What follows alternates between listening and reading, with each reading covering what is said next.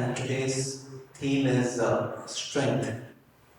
As you already perhaps know, that this year we are observing one quality of the mother. There are 12 qualities of the mother, and this year we are aspiring for humility. That's what we are concentrating on.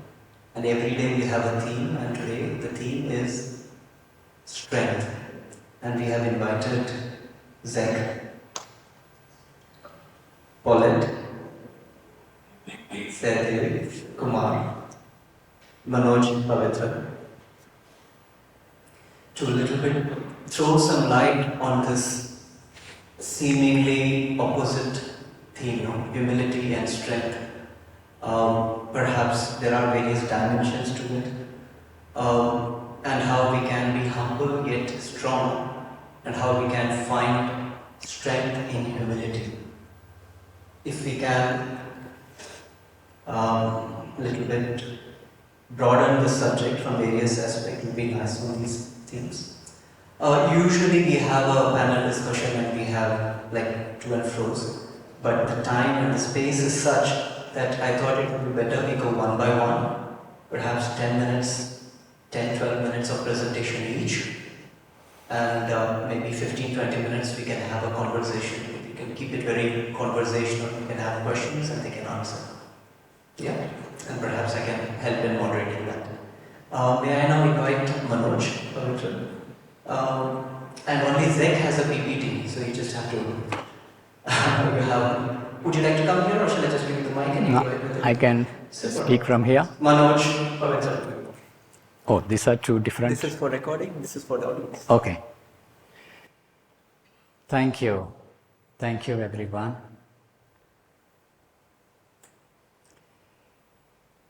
Since this is the context of Orwell, and it is an evolutionary context, fundamentally we are shifting from the ego to the soul. Both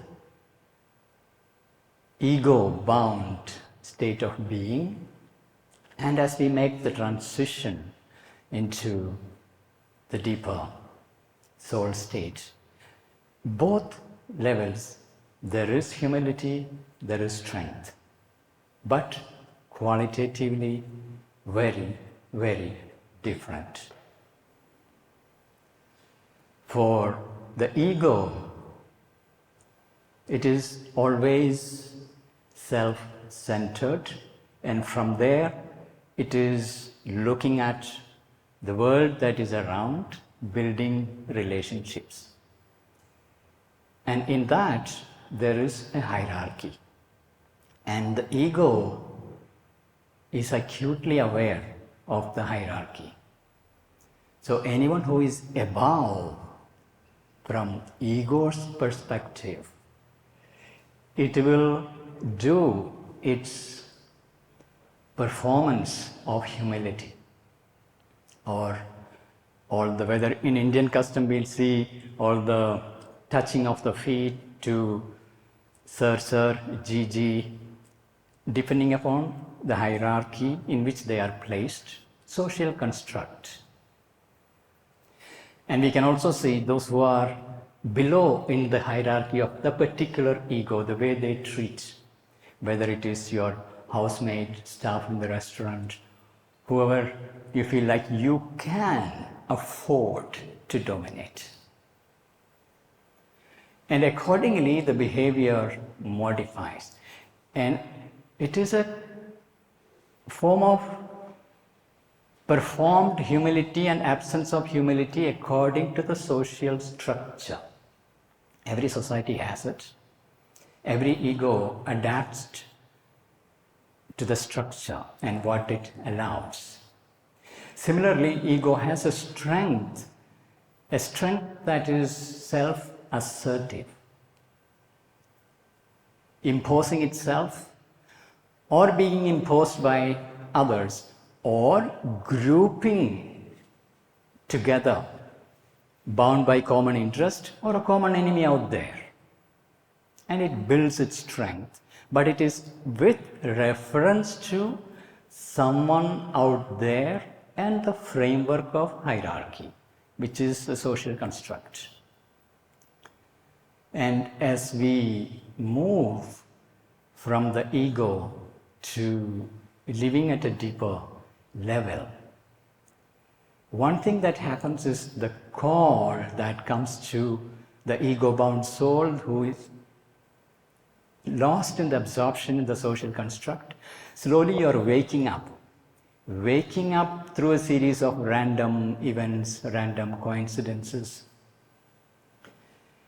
And you're beginning to sense there is something else asking you to look deeper or take a leap into a future that you're not able to comprehend. On one hand, there is clearly an invitation to take an action, yet you do not have the knowledge of where it is taking you. And therefore, you also don't have the strength to take that action. And you will go on delaying for a long time in spite of having the call, come this way, take this action.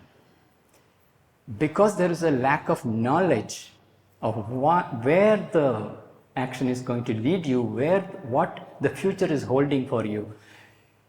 There is a first glimpse of humility where you are admitting that I do not know where this is leading me.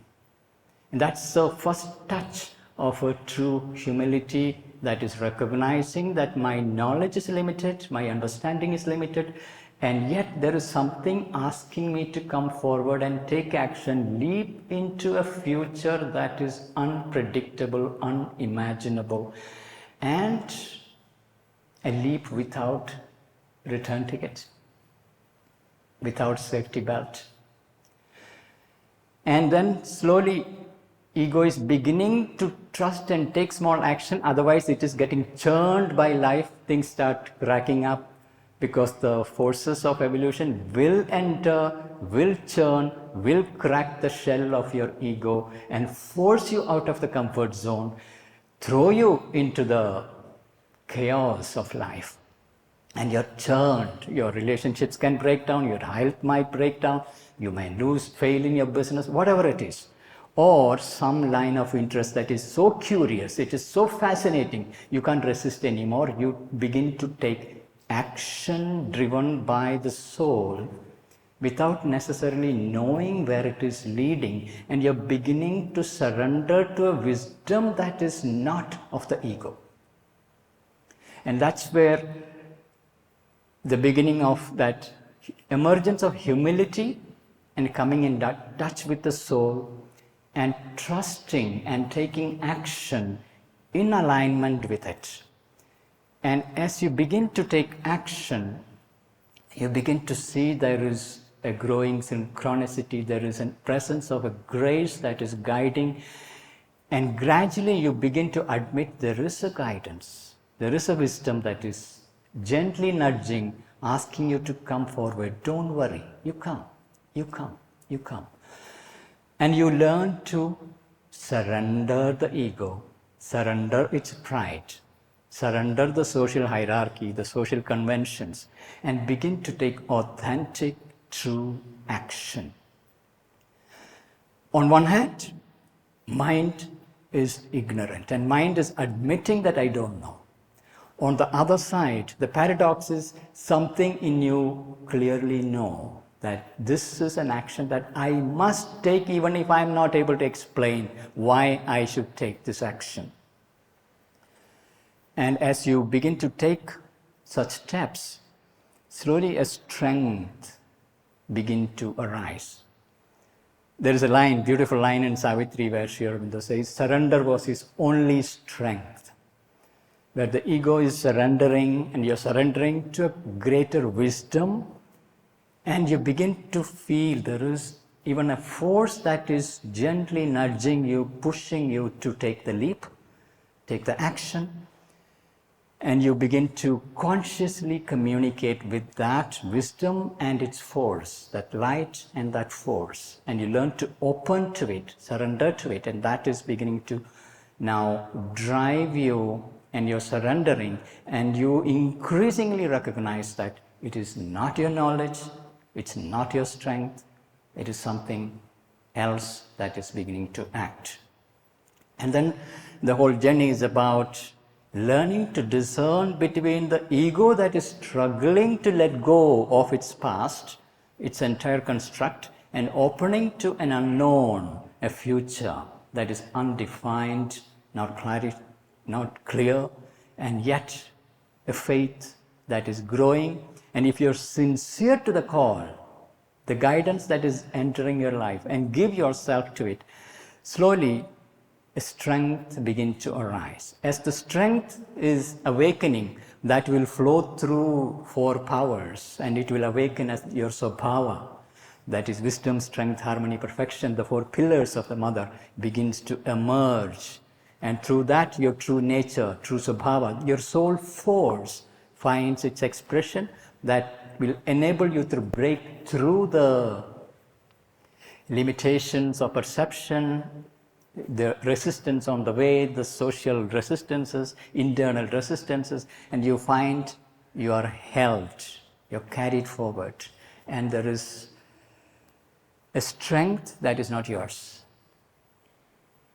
And that strength finds its finest expression when you become extremely passive and not even initiating any action, but become a pure transmission channel.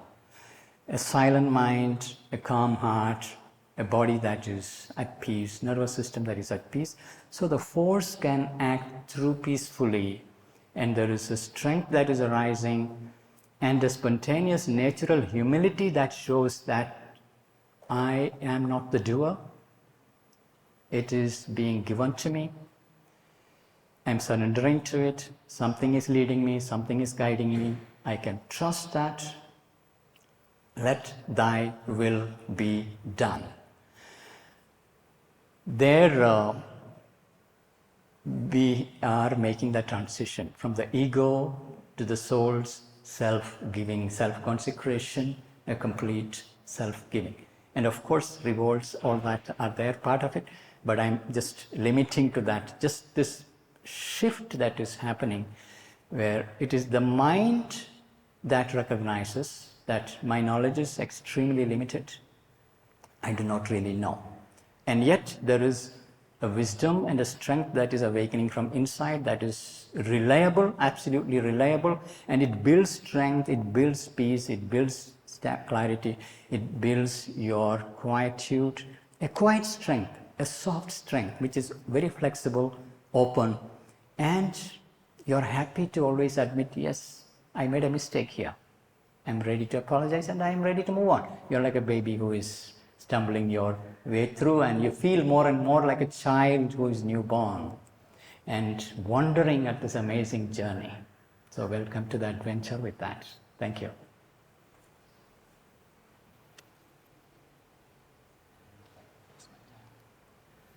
Thank you, Manoj. Yes, you tried your best to keep up with the time. If I'm a little bit pressing for time, remember I am not the doer. There are other forces acting on me. I can work on it here. Actually, I can work on it here.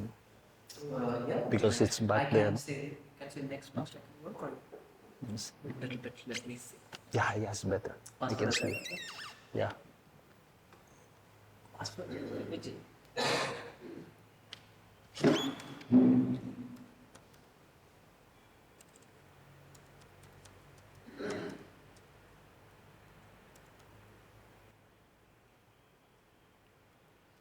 Such a long password. What's this? Million words. Okay. Like that. Yeah. Okay. Good, good.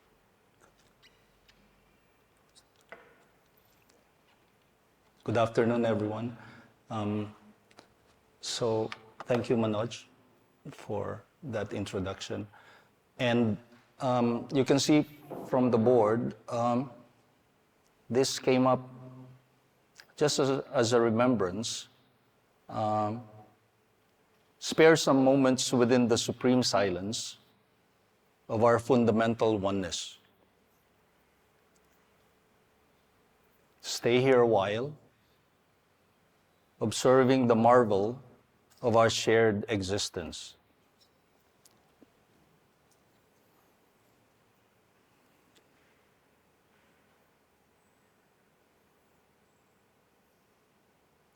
So from these few lines, we have the fundamental oneness that upholds all of us together. We're here existing right here, right now. You can feel the air, you can see each other. And that shared existence is very obviously based on diversity. Look, everyone is unique. We're all here sharing that oneness, but at the same time, within that oneness, everything that's coming out of it is unique, diverse. Just look at each other. Look at each other. And this is just a small room of that diversity. And if you can extend that oneness outside this room, outside this building, how far can you go? In India, the whole world, the solar system, the universe. So you can see that that oneness extends throughout the whole cosmos. But for some reason, everything is diverse. So that is what we call the truth of unity in diversity.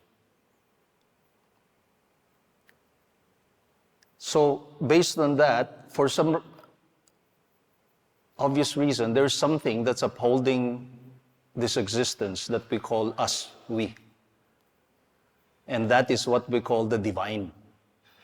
And within that divinity, you're not separate from it. We're all one with it. So this is the beauty of the one and the many. You cannot separate yourself from the oneness. That's why we call it unity in diversity. In India, there's a term for that, Sanatan Dharma, the unity in the diversity. So having acknowledged that divine oneness, here you can see the symbol of the mother, where the subject of humility comes in. The first 8 concern the attitudes towards the divine. So what are those first 8? You can see from there, it starts with sincerity. So here sincerity, and it goes counterclockwise. And that first 8 ends in courage. And without strength, how can you have courage? No? Or the same thing. With courage, you can have strength. So this symbol of the mother is like the sadhana for the individual aspiring for perfection. So it's very clear that the first 8 concern the attitude towards the divine. So the humility is to that divine itself. And the last 4 is towards humanity. I'm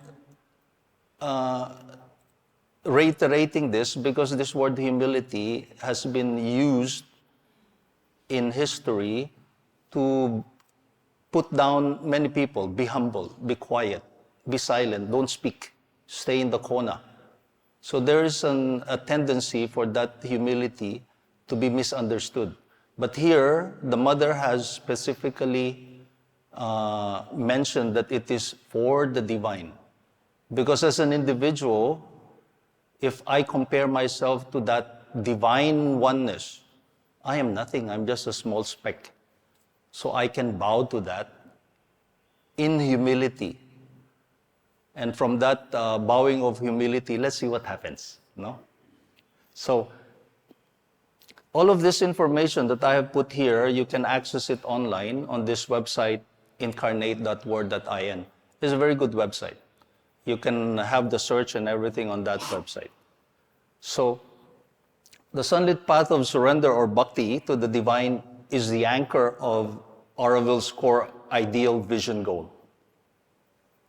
And it says there, but to live in Auroville, one must be a willing servitor of the divine consciousness. our purpose and vision goal are clear.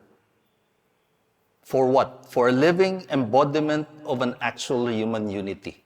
It's not just human unity per se, but an actual living embodiment. And what is that living embodiment? It continues on to be a true Aurovillean, because those three core ideal vision goals are the mother's dream, the Auroville Charter, and to be a true Aurovillean. It says there very specifically, the whole earth must prepare itself for the advent of the new species. And Auroville wants to work consciously to hasten this advent. Little by little, it will be revealed to us what this new species must be. And meanwhile, the best course is to consecrate oneself entirely to the divine. Again, that humility of consecrating ourselves to that divine. So Auroville, from there, is the city of dawn of the new species, which we call the supramental being. And this inevitability will take many generations of preparation.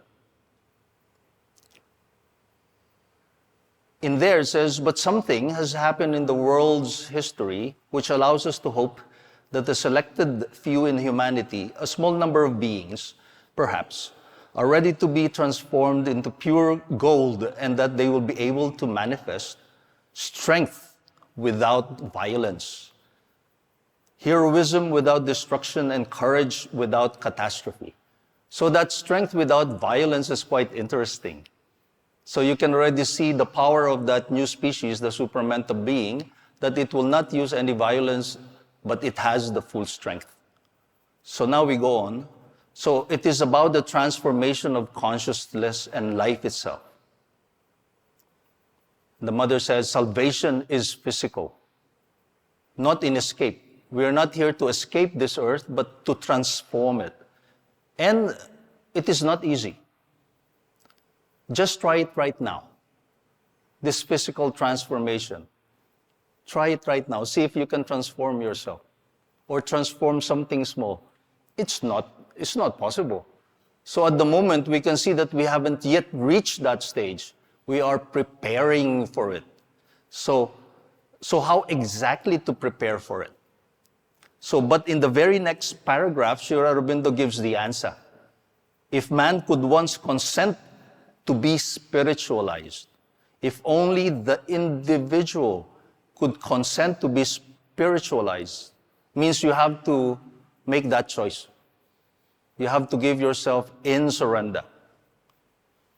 So consent to be spiritualized by the divine. For what again? And even if this unification, which already demands a return to the spirit behind things, is not enough, there must be added to it a vision of the future, the goal towards which humanity is moving, the future realization of the world, that last spiritual evolution, revolution, Sri Aurobindo speaks about, which will open a new age. That is the supramental revolution. So the answers from the avatar Sri Aurobindo and the mother are crystal clear. Even love gifting us the easiest and most joyful sunlit path of surrender or bhakti to the Supreme Divine Mother Mahashakti. And here he says this very clearly. If we would realize a higher formation of status of being, then it is still through her, through the divine Shakti. Shakti means power. The consciousness force of the spirit that it has to be done. Our surrender must be to the divine being through the divine mother. For it is towards or into the supreme nature that our ascension has to take place. And it can only be done by the supramental Shakti, taking up our mentality and transforming it into the supramentality. Remember, we have already mentioned that we don't have the power to transform ourselves now. So who will help us? It is who we call the Supreme Divine Mother Mahashakti. No? That's the inception of her Auroville, the city of dawn. It has to be done and create a sanctuary, the cradle of the supramental being, with her Matrimandir as a potent reminder and beacon for the coming divine manifestation. So at the moment, we're all manifesting every moment. But that divine manifestation is coming. We're still in a limited version. And what will this new species be? What will be the distinction between us, the human being, and the supramental being? Here again are Sri Aurobindo and the Mother. For man, the mental human being, which is us, the foremost realization for man is understanding things. For the supermind or the supramental being, realization means power. Mother stretches out her arms in sovereign gesture.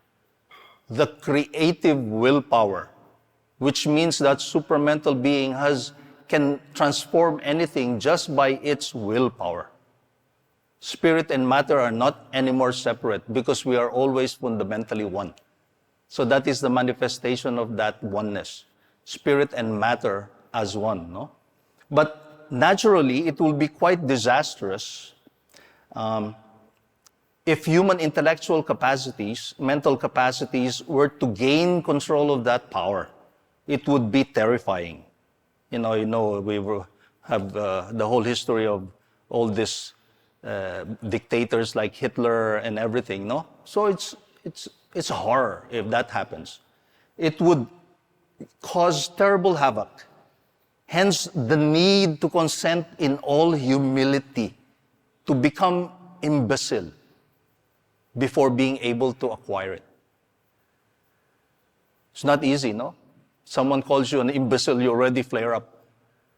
But that's the whole essence. You have to be an imbecile to be able to even aspire to that, no? So the aim of human life is to discover the divine and to manifest it. We call it a progressive perfection. That is what evolution is. It's never ending. Every moment it's progressing forward. What Sri Aurobindo and the Mother says that the perfection is already perfect every moment.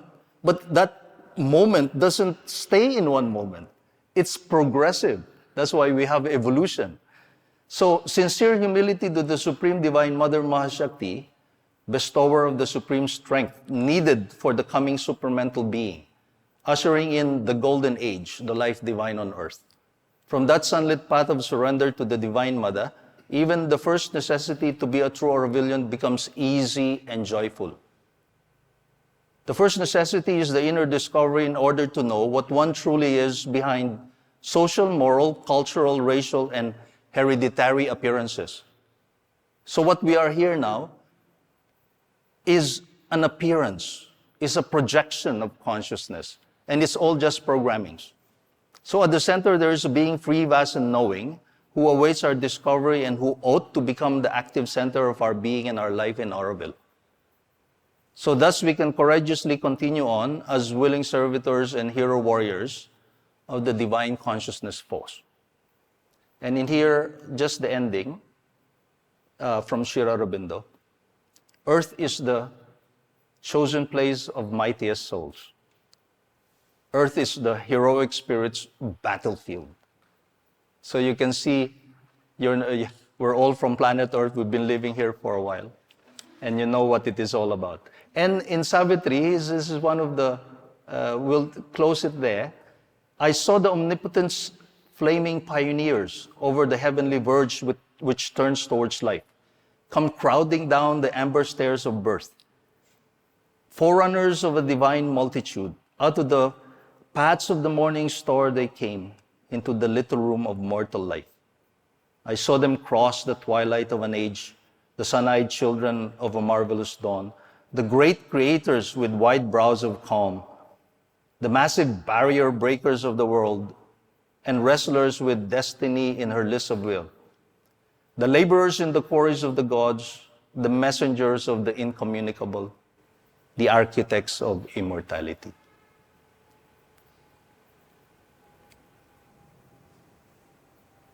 Sorry, take the mic.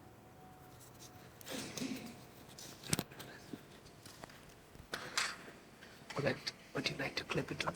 Yeah, I don't know what I have to do. Here it is. That's it, you're done. Yeah, done. This is for you.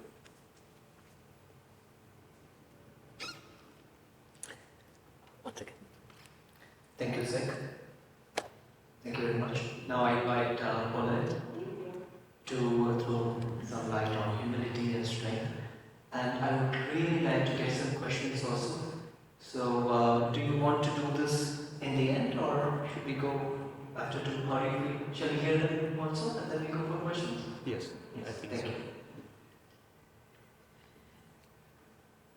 So humility is the most important quality in yoga, because in all parts of yoga, abolition of the ego is the condition sine qua non.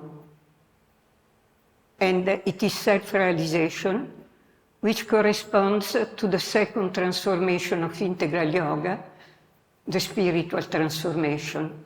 So without humility, you cannot even commence.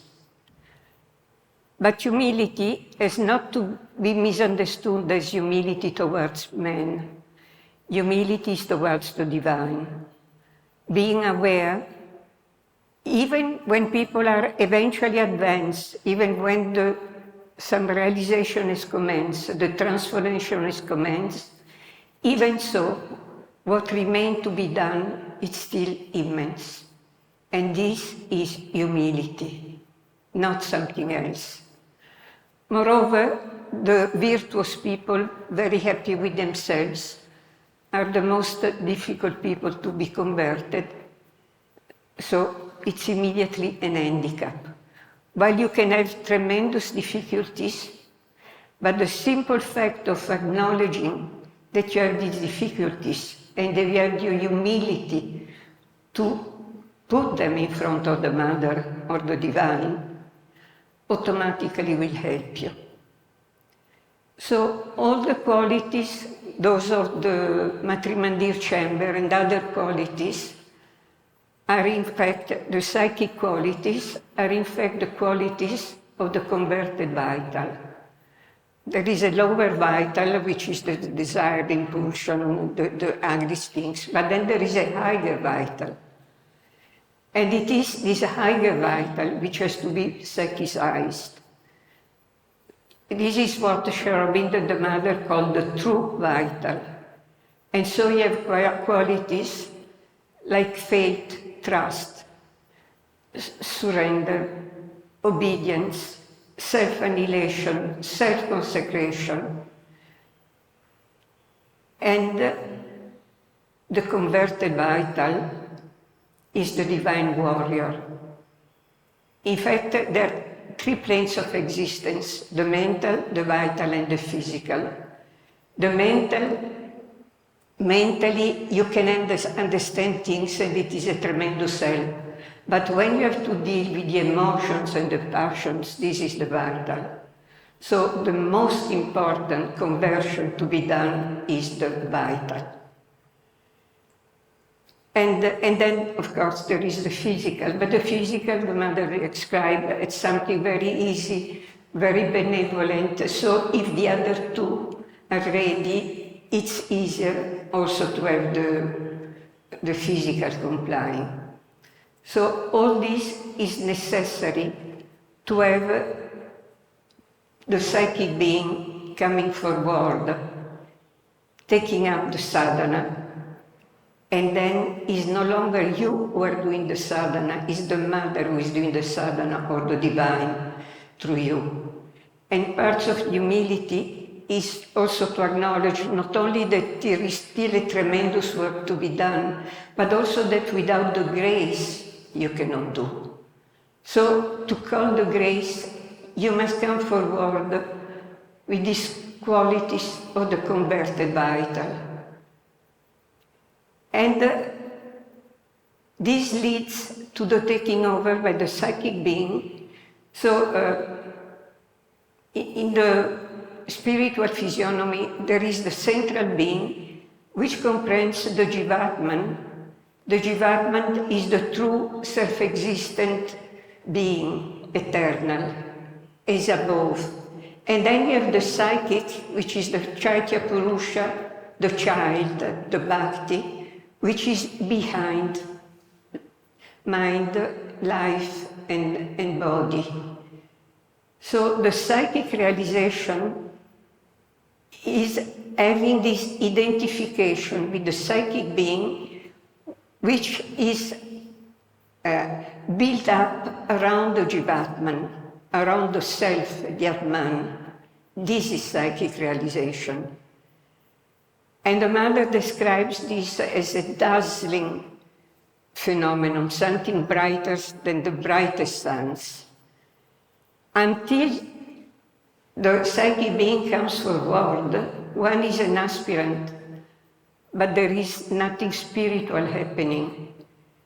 And it's like the chicken in the egg. So there is this feeling of being confined into walls that you cannot break. And then suddenly, through all these qualities coming forward, suddenly it can happen even right away, without being expecting. Then you cross to the other shore, and you have the first of the three transformations of integral yoga, which is the psychic transformation. So from that moment on, there is this identification with the divine itself. Not that you are the divine, but that there is this perpetual awareness that without this you are nothing. And one of the beauty of the converted vital is precisely that the converted vital has no ego. So when you are at this point, then the real transformation can happen. And then this will be the second transformation, which is the descent of Mother Force, the opening of all the chakras. And when this happens, it's very important that you already had the psychic transformation. With the psychic transformation, the ego is not abolished, but is tamed. And in fact, it becomes an ally. It becomes very useful. And also the psychic is the only plane where there are no possibility of intrusion of the adverse forces. That's why before venturing into the spiritual transformation, which is true abolition of the ego, descent of Mother Force, opening of all the chakras, it's essential to have the psychic transformation, because when you have the second one, this is very well known, unfortunately, to the spiritual seekers, is extremely dangerous. Because then you have this descent of all the supra-physical plane, the over-mental planes.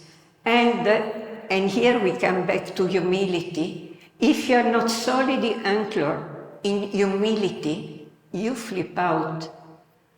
Some people get really psychotic. Others mistake themselves for the guru, and they start teaching people and so on. So it's extremely dangerous if you don't have the first transformation.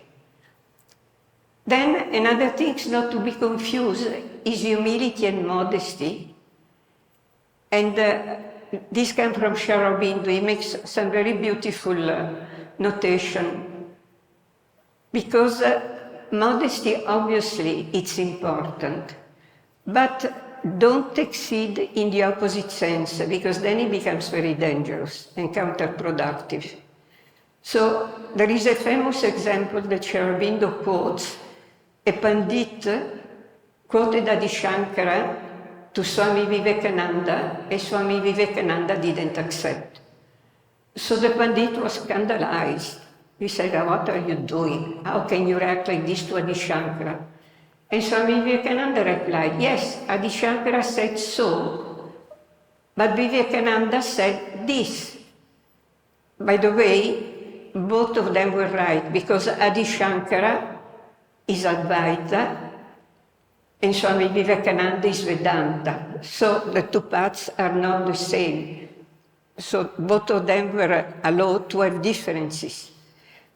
But the comment of Sri Aurobindo on this is that Swami Vivekananda could not be put down because he was carrying a great truth, and so this was the assertion of the fighter.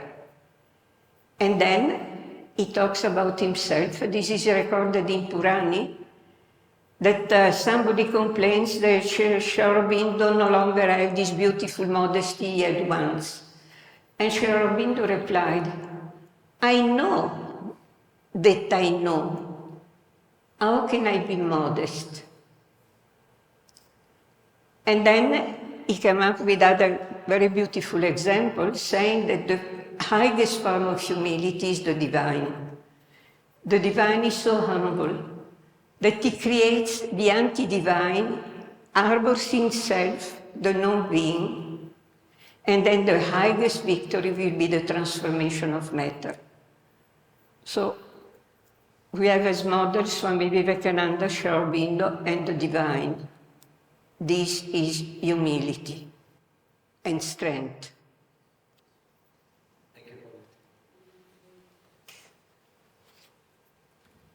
Thank you so much. Yeah. I will start with a verse. Hari hai khandu reit mahi, hathi chuni na jai. The presence of the divine is like grains of sugar in a pile of sand. An elephant cannot pick them, but a little ant knows the way. Truth, my friends, is very subtle. Be humble to seek it. Hari hai khandu reit mahi, hathi chuni na jai. Kahe Kabir Guru bhali bujhan, chinti hoy ke khai. Be a little ant. The ant, the humility, the humbleness of ant, if we observe how an ant comes to a drop of honey, it's a remarkable lesson to teach. The word humility in English language, I don't know about other languages, has some counterpart which we need to be aware of. The word is humiliation. There is humility and there is humiliation. So much of human history is engrossed in bringing humiliation to other people. Whether they are black people, whether they are women, whether they are poor people, whether they are of lower caste or lower class, in every society, in every community, in my understanding of history of the last 10,000 years, if we are truly honest, even for one moment, what we have done to each other is absolutely amazing. It's absolutely amazing. I've lived most of my life in Canada. I was 21 when I went to Canada. I discovered that I was not an Indian. I was told you're not an Indian because the native people were called Indians by mistake. And I was East Indian. And then there are West Indians from Jamaica and Trinidad. So I learned that how the Indian people, the native people in Canada, were treated so badly, humiliated by white people, by very educated people, by Europeans. And it was just shameful, truly shameful. And I have been studying it, I have talked about it, studying it. So it will be not fair to not to learn about your own history. Here in Warrowville, we are people from 60 countries or so. If we have the honesty, the integrity to reflect about your own life and then share that life with other people, we will discover what is humility, what is arrogance, what is strength, what needs to be done, what is honesty, what is integrity. These are essential things. The people in Canada, these Indian native people, they were taken away from their families. They were not allowed to speak their language. They were put in special residential schools. This happened in Canada and USA. And they were taught by missionaries, by priests and nuns. And I'm ashamed to say, I'm shocked to say, that so many of them, thousands of them died. They were assaulted both physically and sexually. And sexually by people who are supposed to be celibate. These are priests who are holier than thou. They're supposed to be very holy. So we need to be really, really careful, this word humility, and how not to bring humiliation to other people. When I came back to India after many years, after more than 50 years living abroad, I discovered that so many people here have so little relationship with people of lower classes. Nobody seems to talk to anybody with any decency, with any respect, really any courtesy. So I was shocked. So I thought, I made a promise to myself as my own evolution, that really it needs necessary that I'm going to make an attempt to speak to somebody who has not been spoken to. At least one person, at least for 2 minutes a day. And what would happen? And this experiment I have been going on for last few months, almost a year, has been remarkable. So I say this to you because everywhere people are asking for a place of dignity on the banquet table of history. This is my observation. Everywhere, whether they're black people, whether they're women, whether they're poor people, say, I too am human. Treat me with humanity. Treat me with decency. And so we can talk in a very big way about spirituality and so on. Sometimes I get a little, feel a little nauseated by it. I say, where is the honesty? Where is the integrity? How do you people, do I want to see in your own life? I recently was quoting to somebody the famous Indian lines, Mujh mein Ram, Tujh mein Ram, Sab mein Ram Samaye. So the man who was listening to it, a poor man, he says to me, turns back, he says, क्यों ना कर ले प्यार मुझी से जब मुझ में राम समाए? He said, Ram is everywhere, God is everywhere. Then this man who's poor, he says, why don't you love me if God is in me? And my own mother, I say it because I want to bring all our life to ourselves to understand the process of evolution in your own life, in the life of the society. My own mother was completely uneducated. She could not sign her name. And she lived to be 84. And we, all her children, 7 of us, highly educated, very pompous, very this and that. And my father, very prominent lawyer. And towards the end of her life, she used to cry. She says, तुम भारत माता की जय करते हो, अपनी माता की जय नहीं करते. You hail your mother India, but you don't hail your own mother. So it is very easy to have the very abstract ideas about God, about this and that. But really, unless we practice it, bring it to our own life at every moment of our life, unless the existential and the transcendental are one together, it really is a shame. I'll finish it by saying 2 things here. One very beautiful lines for one of Canada's poets, Leonard Cohen. Ring the bells that you still can ring. Ring the bells that you still can ring. There is no such thing as a perfect offering. In everything, there is a crack. That's how the light gets in. We are not perfect beings, but how to see the light, even what is shattered, what is imperfect. And then, truly, the whole rise of a lotus flower, one of my poems. If such a tiny seed in such dark, dingy waters, if such a tiny seed in such dark, dingy waters can rise to become such a beautiful lotus, what might not you and I, my love, become in our journey to the sun? Our real journey is not to the moon or to the Mars. It is to the sun, to the light. And that light requires humility, humbleness, lack of arrogance, and equality and decency and dignity for everything. Thank you.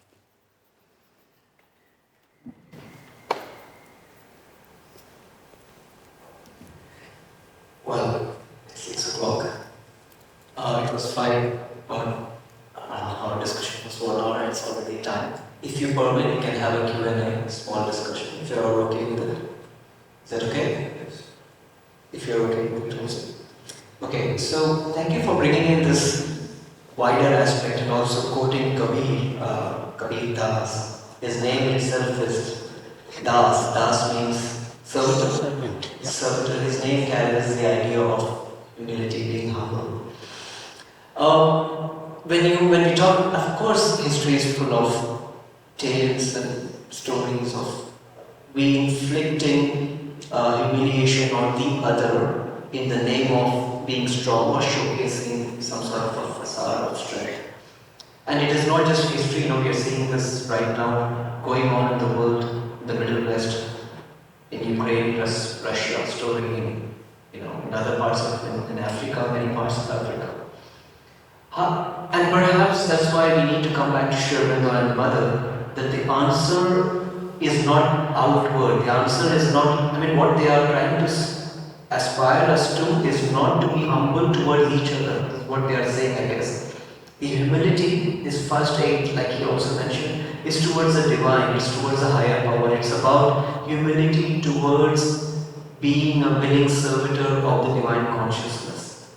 What perhaps we can little bit embody is these 4 qualities that are here. Goodness towards the other, generosity, equality, and peace. These are the four qualities perhaps if we embody when we deal with each other.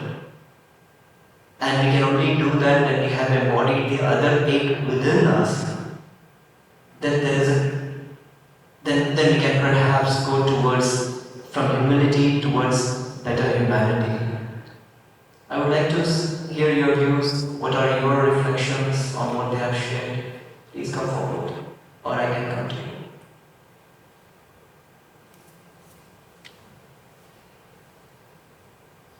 Thank you so much, all four of you. It's beautiful to be here.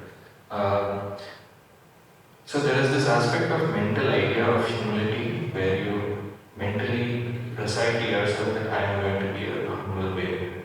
And it works for a while, but then there is this aspect, like I think Paulette mentioned very well, there's this unhinged vital or an energy aspect which just takes over and all bets are off in that sense. So you lose the grip on this mental approach. So my question is, if anybody would like to answer, how to first touch this higher vital that Paulette mentioned, and recognize it, and maybe allow this kind of psychicization so that this lower vital will not interfere when we are trying to be on this journey. We didn't hear from Manoj for a while. If you don't mind, can I ask you to respond to this? You want to respond to that also? Yeah, I want to respond. Boils down to discerning what we are surrendering to. Often we consider the word surrender in a very abstract way, but in our daily life we are surrendering to laziness, surrendering to desire, surrendering to an impulse, surrendering to an attachment, surrendering to a desire. The surrender is happening unconsciously, habitually. So a vital onrush to it when we surrender, then we are carried away by that impetus, and particularly when the subliminal opens up, that is beyond the surface personality, the larger being cracks through and it brings greater vitality, greater power.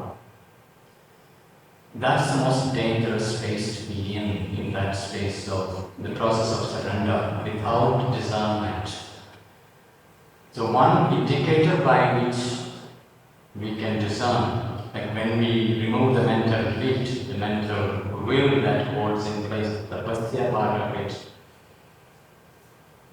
the force of peace and harmony. Like when you open to a greater force, particularly what we refer to as the divine Shakti, it brings a settled calm, a will that has no trace of excitement, whereas the movement of the vital has this intensity of a compulsive, powerful will which makes you feel like that you're so strong, you can do anything. Very clear sign you missed it. And your ego and strength, the vital ego and your strength is inflating, and you miss the bus. And you can see the growing restlessness and the compulsive need to act and to mobilize and move things. That's the one clear indicator.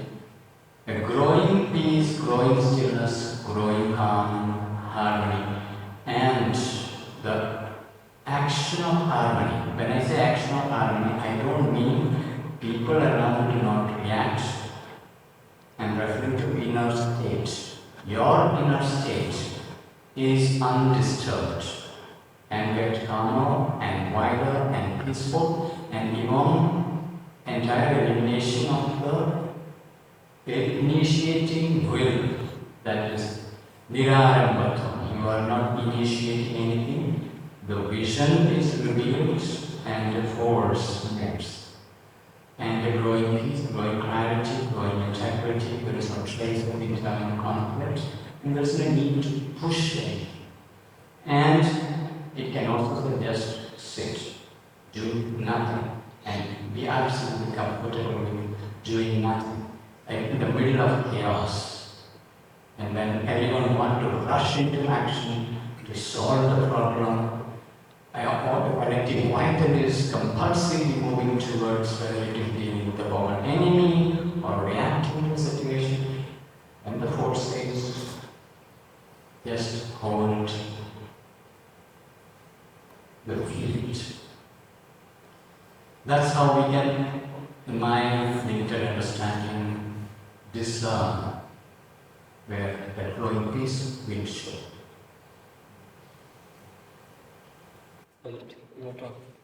Anyone else?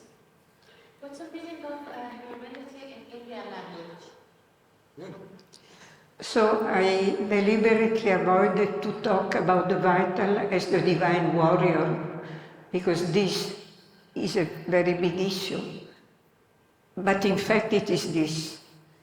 So in integral yoga, apart from the fact that what Sri Aurobindo and the mother want is concentration, is not meditation, and is concentration 24 hours on 24 hours, even during sleep, and even with the capacity to modify at will the dreams and waking up and so on.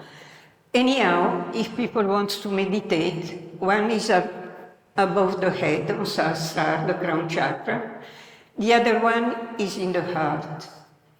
And Sri Aurobindo and my mother suggest preferably the heart, because it is there, that is the psychic center, Anahata chakra, so that if that center open, then you can have the descent of Mother's force, and you can have also the opening of the other chakras, including the low chakra, which are the extremely dangerous one. And to open this chakra, this is exactly the work of the higher vital. So you have all this quality: faith, trust, self-giving, self-offering, adoration, bhakti. And as we are talking in terms of the three transformation of integral yoga, contrary to Zech, I avoid to talk about the supramental, because if you are not self-realized, if you have not abolished the ego, if you have not abolished the mind, because this is the second transformation, will go nowhere. Anyhow, this is the point. Sri Aurobindo and the mother are avatar. They are not gurus with few disciples. The ideal, and the ideal of Auroville, is the ideal society. So you have to take people the way they are, with all the possible impossibilities. Even so, it is a work which is being carried on reincarnation after reincarnation. This is the task of the psychic being. Thus, psychic being reincarnates at the right time, in the right family, with the right teachers, and so on. So what I've been talking applied to this kind of people. It cannot be applied to anyone. Then this kind of vital becomes the divine warrior. And so the point is not strength, it's power. It's the most powerful instrument that you have in sadhana, precisely because you have this kind of qualities. You have courage, selflessness. I mean, if the mother tells you to throw yourself from a skyscraper, you just throw yourself. You don't think about. That's why concentration has to be in the heart and not in the mind. Mind is very beautiful, it's the second transformation, but it can be extremely dangerous. Then you flip out, then you take yourself for the guru and start teaching, and then at the slightest thing. So I think I made myself clear, because I can go on for another 3 hours, but other people might have other things. Anyone else?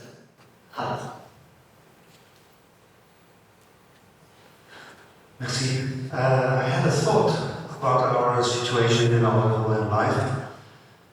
When two people are working, one has very much faith, the other one comes with strength, overpowering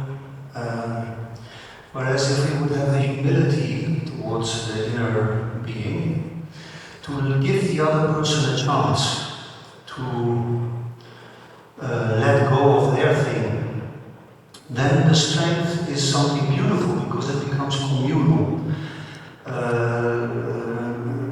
Wonderful action comes, harmonious manifestation happens, simply because of that little thing how we act towards the other.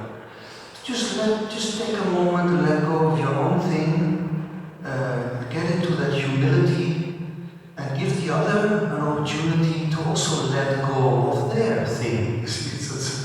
I think that's a really very practical, beautiful thing. Thank you. Yes, goodness and generosity to allow the other person to also be. Anyone else?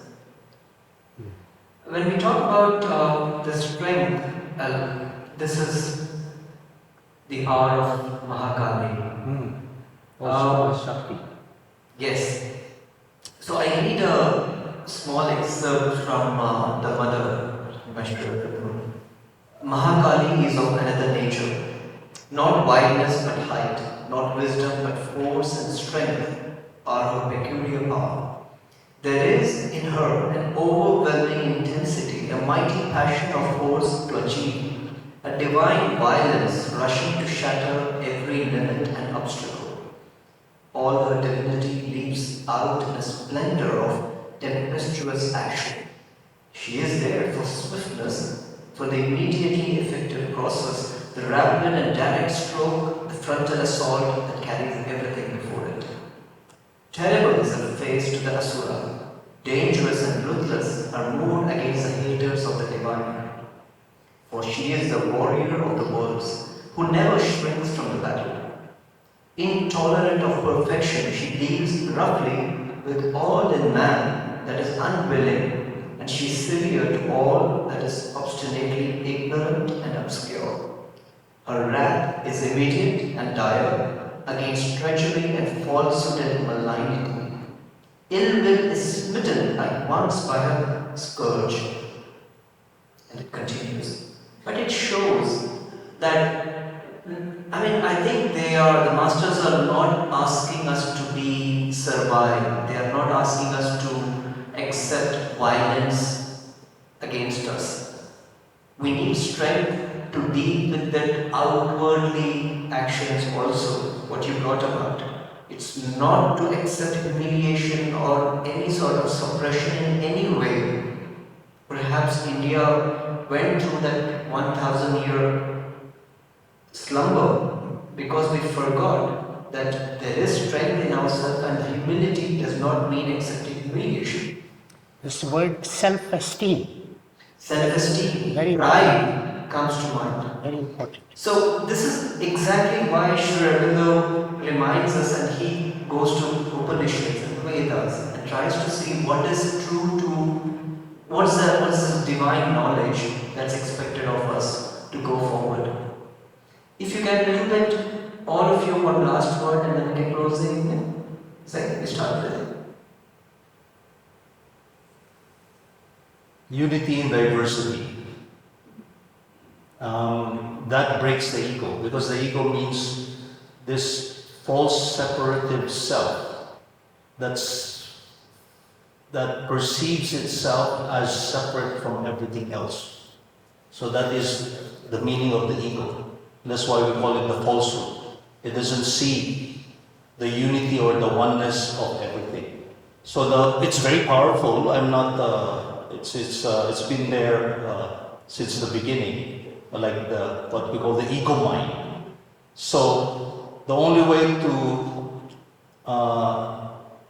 let's say, transform it or to obliterate it is again the sunlit path of surrender or bhakti to the Supreme Divine Mother herself, who we call the Mahashakti. So Maha means the Supreme Power Holder. And she is the mother of everyone, including the ego. Without the Divine Mother, how can we even exist? So that is why we call it the easiest and the most joyful path, the sunlit path of bhakti to the Supreme Divine Mother Mahashakti. See, the Matri Mandir is there. is her temple. It reminds us every day that she is here. No? So that's it. Thank you. Thank you. Small closing remarks. So be careful because there is nothing negative. So ego itself, with the psychic transformation, becomes an instrument of the divine. The same way that the vital, the converted vital, become the most powerful allied of the transformation. So this unity in diversity, which is one of the slogans of the supramental consciousness, is something that we should start to apply right away from the shadow of self, because there is absolutely nothing not divine, nothing which cannot be transformed and turned into divine. So, whether you call them Shakti, or as I've done a synthesis with Integral Yoga and Advaita Vedanta, so the highest form of bhakti, according to Ramana Maharshi, is the parabhakti of jnana, so is the path of knowledge. But though is the path of knowledge, the most exalted form of bhakti comes exactly through the path of knowledge. So let's apply this unity in diversity absolutely in everything. So there is nothing negative, there is only something which has to be transformed into divine. Thank you. I feel it's very important that we develop a sense of self-respect. Self-love is not ego. To learn to accept yourself and your all deficiencies or crookedness is also to learn to respect and accept others. I just recently, a survey conveyed that 53% women in America do not believe they are attractive. I said, how do you live life feeling that you're not attractive? So what kind of so people who have no self-respect, no self-love, they inflict pain on others. And the people who have been abused become the abusers. So we need to really self-knowledge. Atma Gyan is essential to learn to see yourself, and then you see others as well. Very important. I feel very crucial.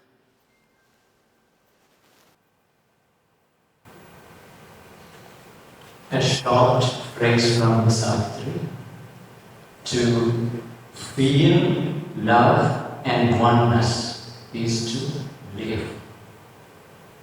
To feel love and oneness is to live. To feel love and oneness is to live.